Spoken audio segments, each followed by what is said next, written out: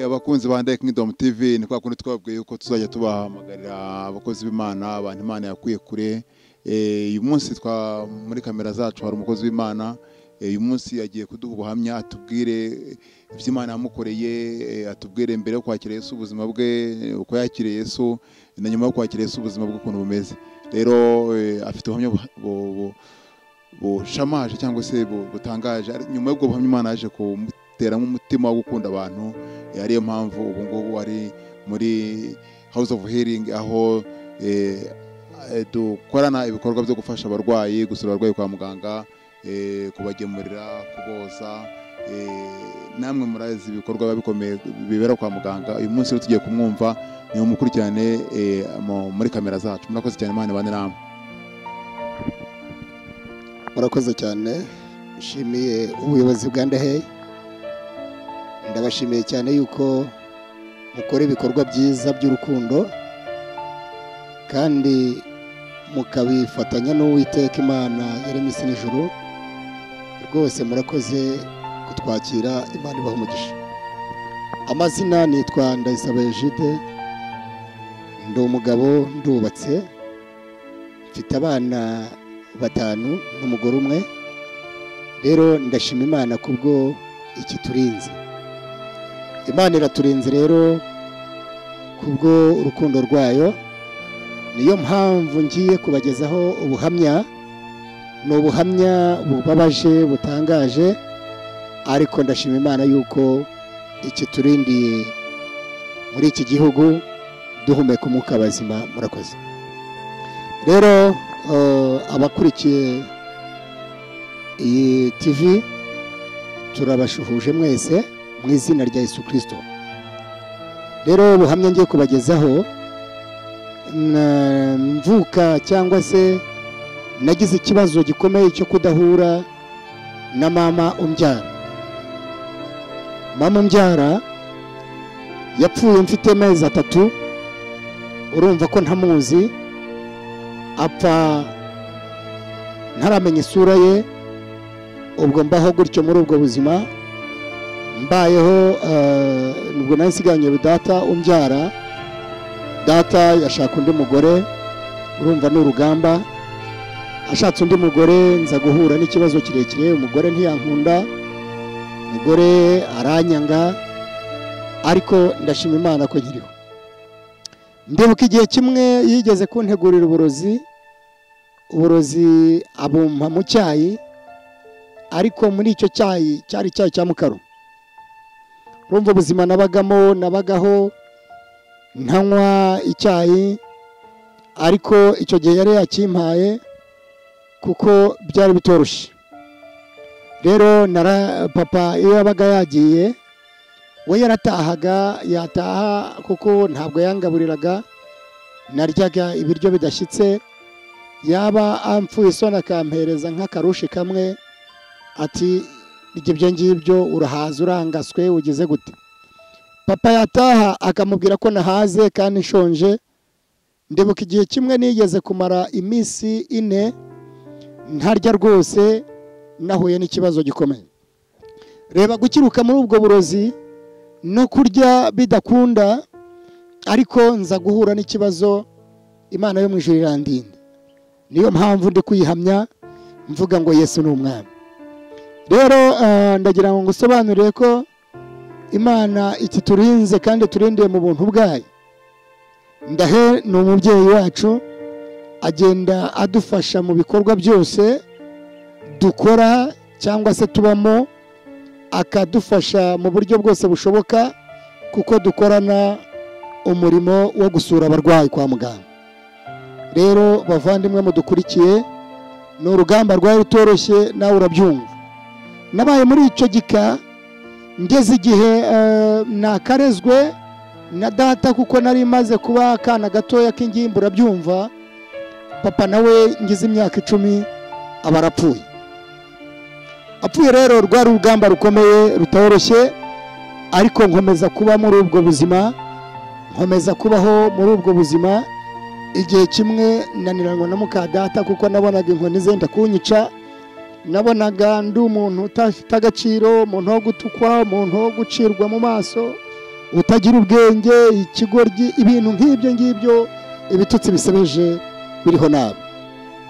Ariko ubwo ngubwo ndakomeza ndavuga nti ibyo ari byo byose reka nihangane, Yesu ni umwami. Kwihangana birananira, binaniye mpita njya mu muhanda. Nabayeho umwana w'umuhanda, ndavuga wa wundi bita mayibobo.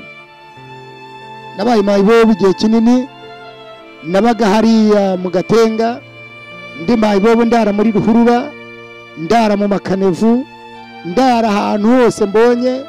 Ubwo urumva ko mayibobo rwari urugamba rutoroshye, kuko kuba mayibobo byajyanaga niyo nahura n'akantu k'umuntu sanga umwenda yawanitse nkawanura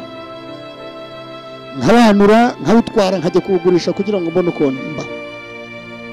Rero igihe kimwe ndi muri ubwo buzima nigeze guhura n'umugabo umwe, arambwira tumva rero Ejide mwana wanjye, reka arankunda, anjyana mu rugo. Anjyanye mu rugo iwe njya kubayo, mbayo arandera, andihira ishuri, andihira secondaire primaire ndayirangiza, njya muri secondaire. Ngeze mu mwaka wa gatatu nawe ati nukunganaga abarapfuye.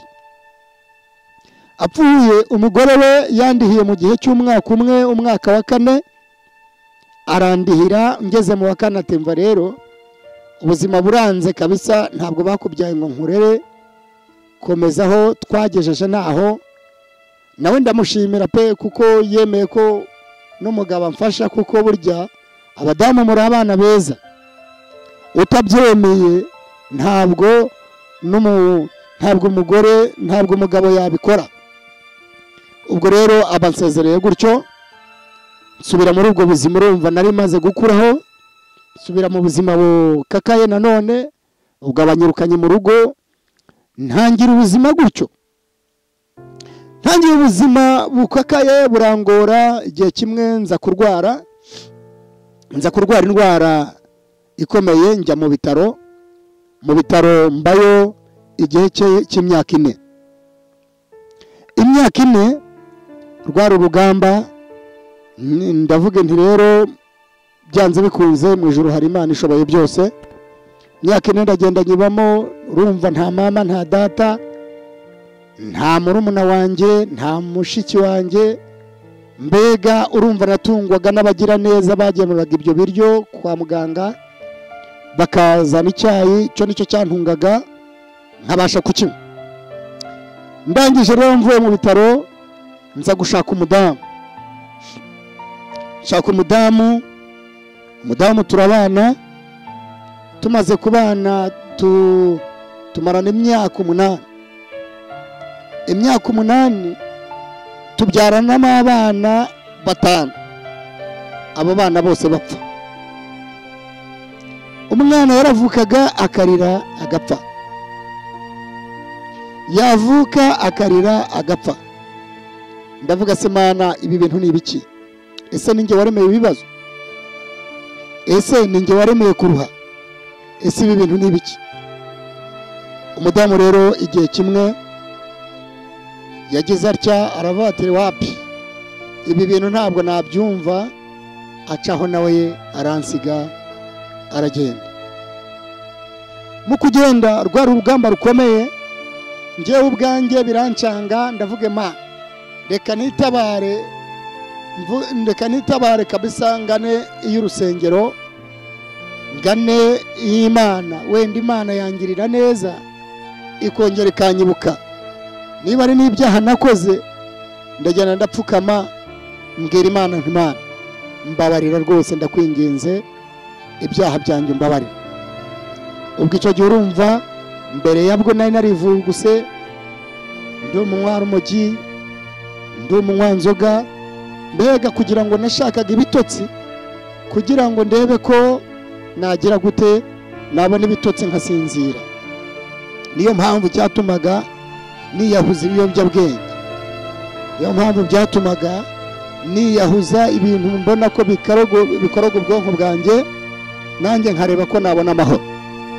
Ariko ndagira ngo utangarize ko Imana yaranduhuye ingirira neza, ari niyo mpamvu uyu munsi wa none uri kunyumva. Rero Imana iza kunzanira umubyeyi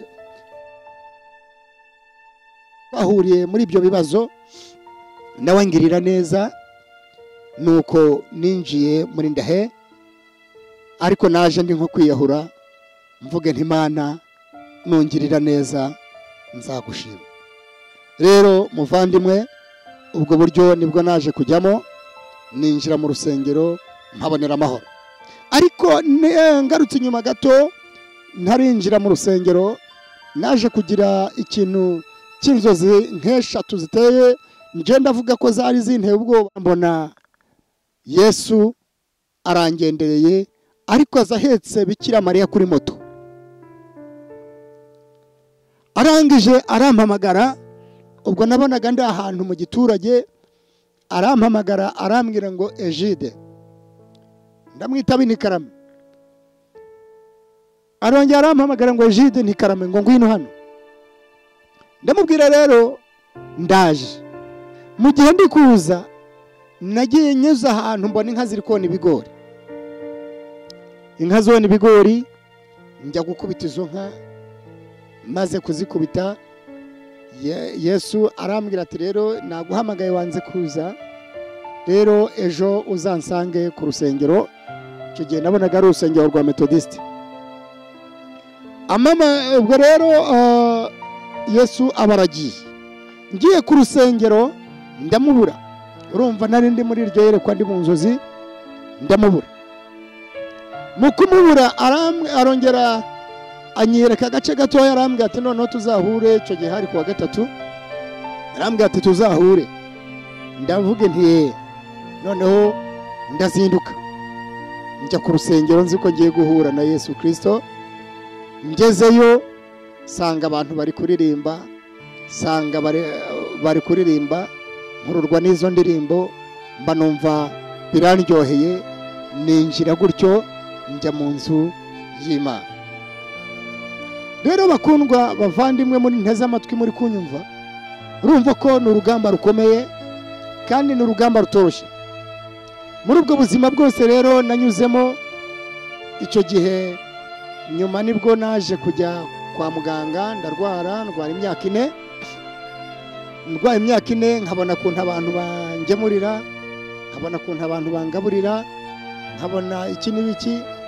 Nza rero gufata decision yo kuvuga nti uko bimeze gutya, nanjye Mana nuntabara nkava muri ibi bitaro, nzagira gute, nzafasha abatishoboye bazabasigaye.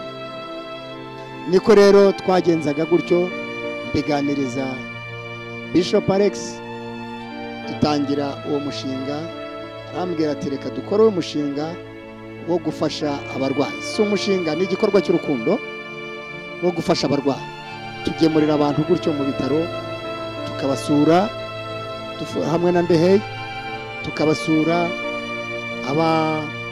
abadafite kirengerwa, abo kubuhagira tukabuhagira, abo kugaburira tukabagaburira, abo kubaha imyenda tukayibaha, kuko nicyo gikorwa cyacu.